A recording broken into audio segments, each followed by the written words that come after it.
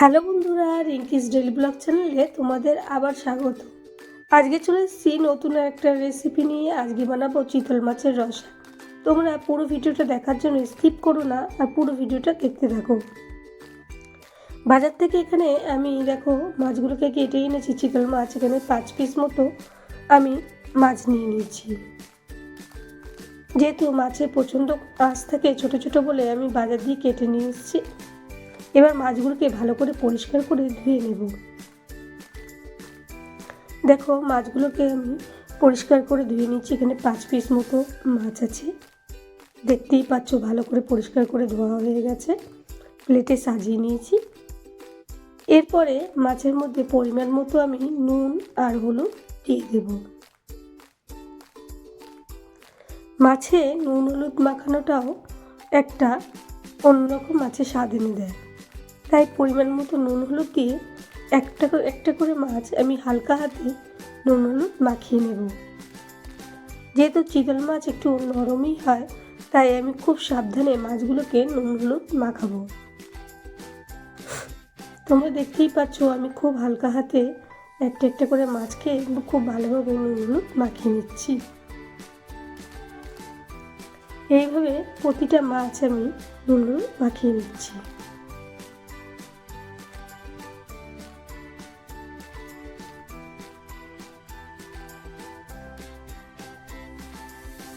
মাছে নুন হলুদ মাখানো হয়ে গেলে 10 মিনিটের জন্য আমি মাছটাকে নুন হলুদ দিয়ে ম্যারিনেট হওয়ার জন্য রেখে দেব, যাতে মাছে নুন হলুদের গুলো ভালো করে ঢুকে যায়।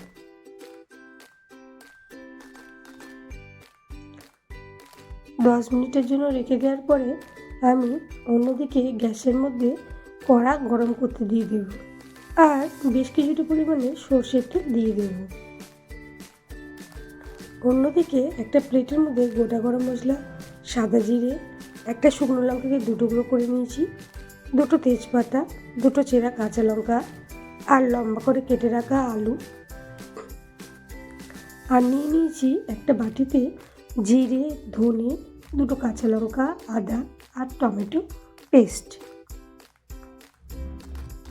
অন্যদিকে দেখো কড়াতে আমার তেল গরম হয়ে গেছে, দেখতেই পাচ্ছ ধোয়া বেরিয়ে গেছে। এরপরে মাছগুলোকে আমি আস্তে আস্তে করে সাজিয়ে নেব।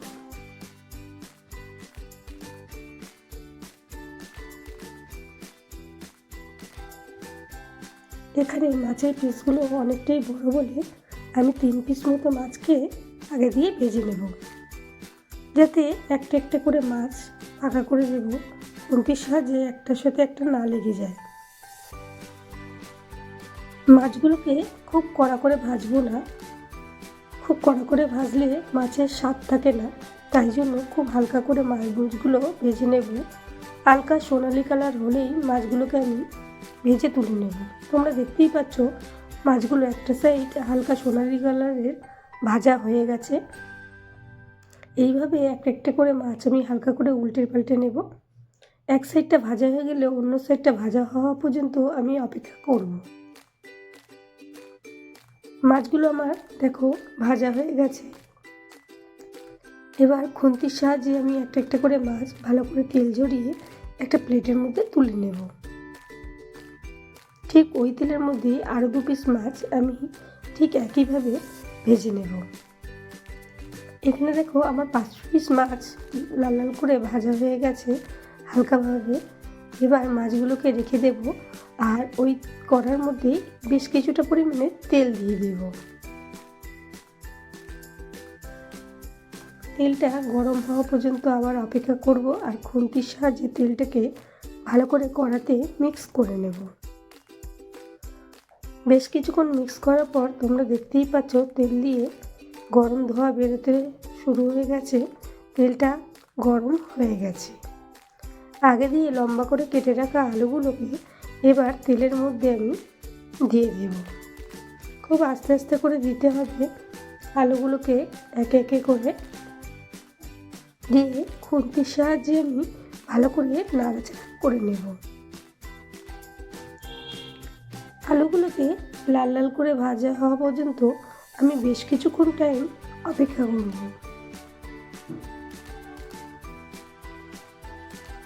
দেখতেই পাচ্ছ আলুগুলোকে আমি খুন্তি দিয়ে খুব ভালোভাবে সাজিয়ে দিয়েছি লাল লাল হয়ে ভাজা হওয়া পর্যন্ত। বেশ কিছুক্ষণ পরে খুন্তি দিয়ে নাড়াচাড়া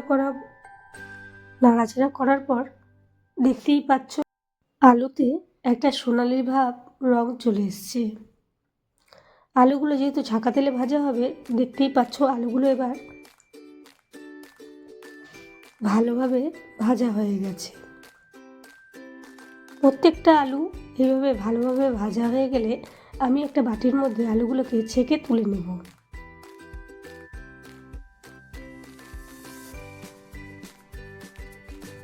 আলুগুলোকে তুলে নিয়েছি। এবার ওই তেলের মধ্যেই আমি দিয়ে দেব তেজপাতা, শুকনো লঙ্কা দিয়ে ভালো করে খুন্তি দিয়ে নাড়াচাড়া করে একটু ভেজে নেব। এরপরে সাদা জিরে দিয়ে দেবো ফোড়নে, আর আগে থেকে গোটা গরম মশলা রেখেছিলাম সেটাও ফোড়নে দিয়ে দেব।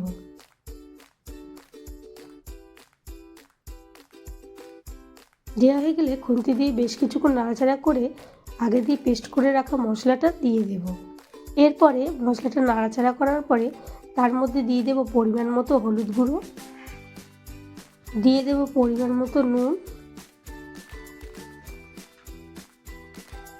আর দিয়ে দেব পরিমাণ মতো লঙ্কার গুঁড়ো। যেহেতু আমি এখানে দুটো কাঁচা লঙ্কা অ্যাড করেছি তার জন্য আমি অল্প পরিমাণে লঙ্কার গুঁড়ো দিলাম, তোমরা চাইলে একটু বেশি পরিমাণে দিতে পারো।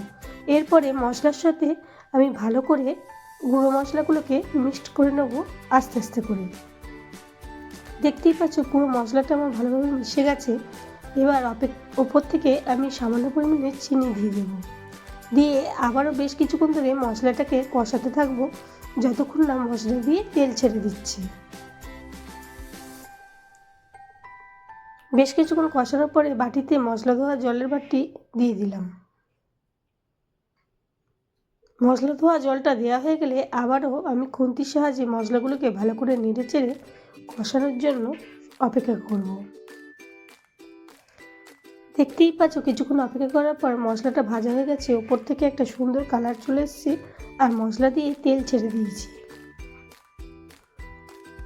এইভাবে কষানোর পরে আমি আগে দিয়ে ভেজে রাখা আলুগুলোকে আস্তে করে দিয়ে দেব, দিয়ে খুন্তির সাহায্যে মশলার সাথে আলুগুলোকে ভালো করে কষিয়ে নেব। ভালো করে মিক্সড করে নেওয়ার পরে আমি আলু দিয়ে মশলাটাকে বেশ কিছুক্ষণ ধরে কষাতে থাকব। অন্যদিকে একটা পাত্রের মধ্যে আমি গরম জল বসিয়ে দিয়েছি।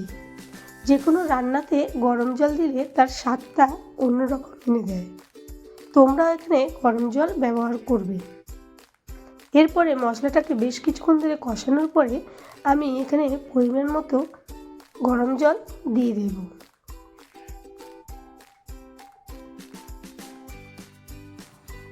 দেখতেই পাচ্ছ এখানে একটু বেশি পরিমাণে গরম জল দিতে হবে।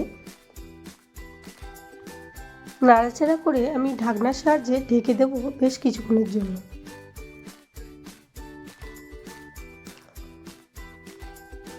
প্রায় 5 মিনিট পরে ঢাকনাটা খুলে আমি দেখতে পাবে যে ফুটে উঠেছে। এবার আমি খুন্তির সাহায্যে দেখে নেব আলুটা সিদ্ধ হয়েছে কিনা। আলুটা সিদ্ধ হয়ে গেলে আমি আস্তে করে মাছ ভাজাগুলো এক করে দিয়ে দেব খুব হালকাভাবে।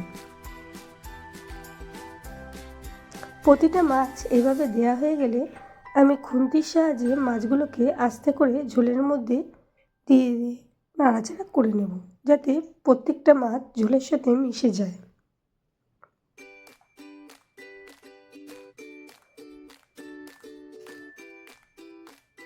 তোমরা দিয়ে আমরা 5-7 মিনিটের জন্য একটু ফুটতে দেব।